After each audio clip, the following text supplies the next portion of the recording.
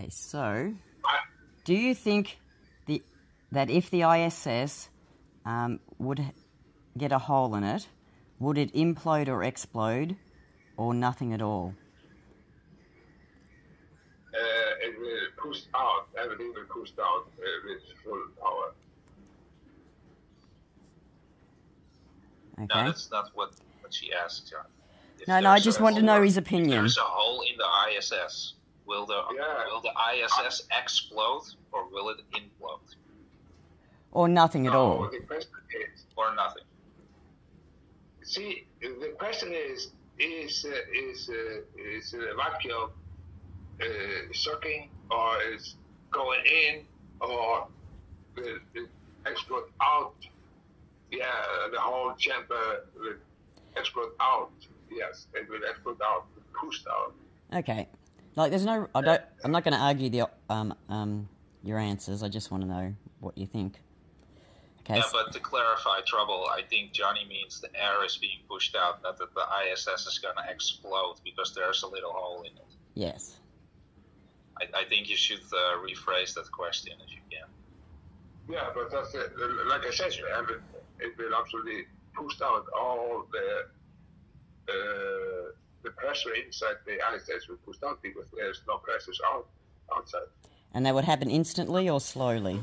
If it was just a small hole, say like, you know, your finger could stick through it. It will,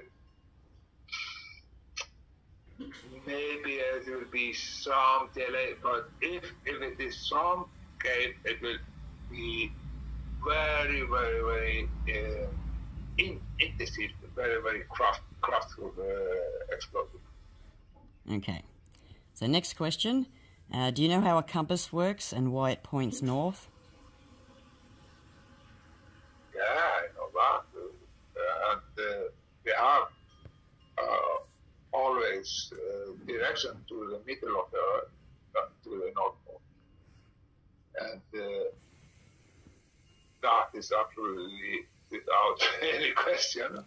Why? What makes it do that? It's because of magnetism. So, is there a giant magnet at the North Pole? Is that what you mean? It has to be. Okay. Alright, next question. In the Eratosthenes experiment, the one where they put two sticks in the ground, was that done on a latitude line or a longitude line? So, in other words, were the two sticks north to south or were they east to west?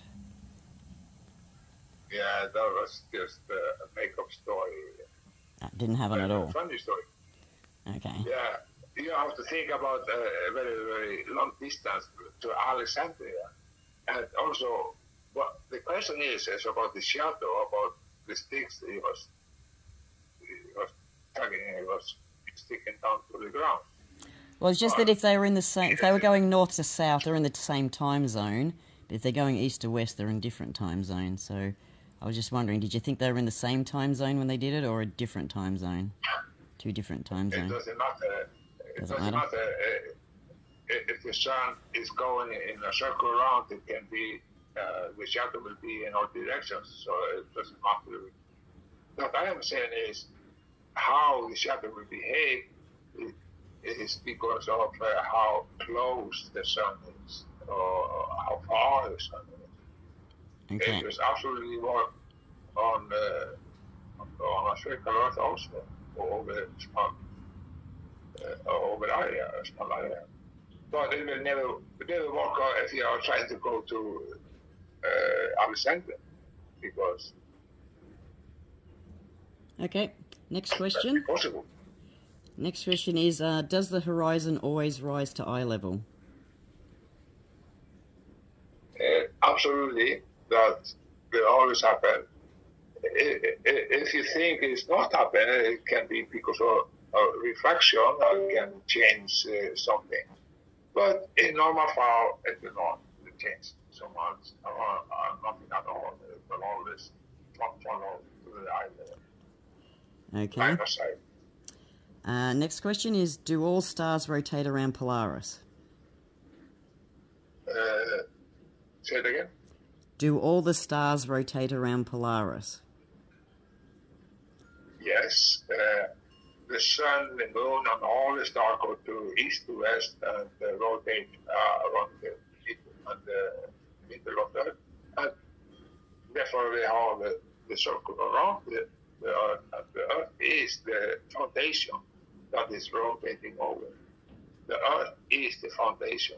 So we can say the Earth we are standing on is the foundation of the universe that we know of. Okay. Next question is, can you look up to disprove the shape underneath your feet? Can I look up and disprove the shape underneath your feet?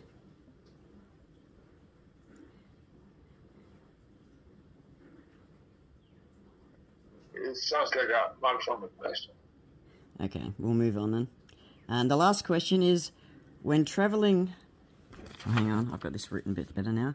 When travelling around the perimeter of Antarctica, so if you want to encircle it, or travel along the side of it, do you turn towards Antarctica or away from it to encircle it?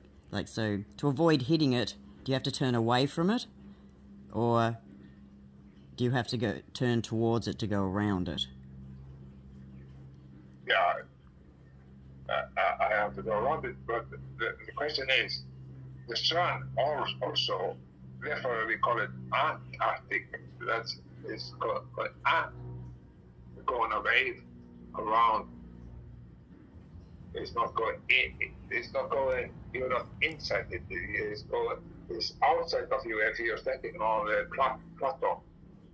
If you're standing on the plateau in the middle of Antarctica and the fucking blackness and cold that it is, then you will see the sun come close to you. Then you will see the sun go and swing away from you. Okay.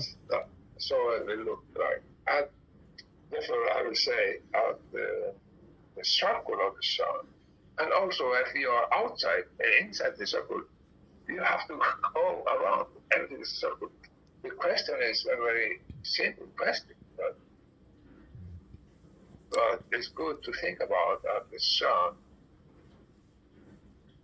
is going close to you, and then it will go around, and you can look at the sun go away from you in a band. Okay. I just had one more question thrown in by somebody. This is a bit of a different one, but will a 10-pound bowling ball sink or float if you put it in water?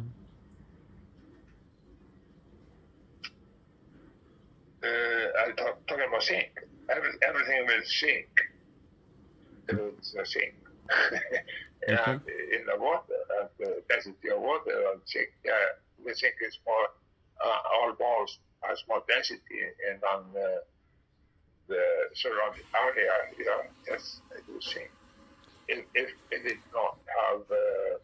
Well, I think that's a bit of a gotcha question, because apparently they float, because apparently it's the same density as water. So I didn't know that either. But it will not float. It will. Apparently they do. Anyway, that's it. Sorry, I missed it. What floats?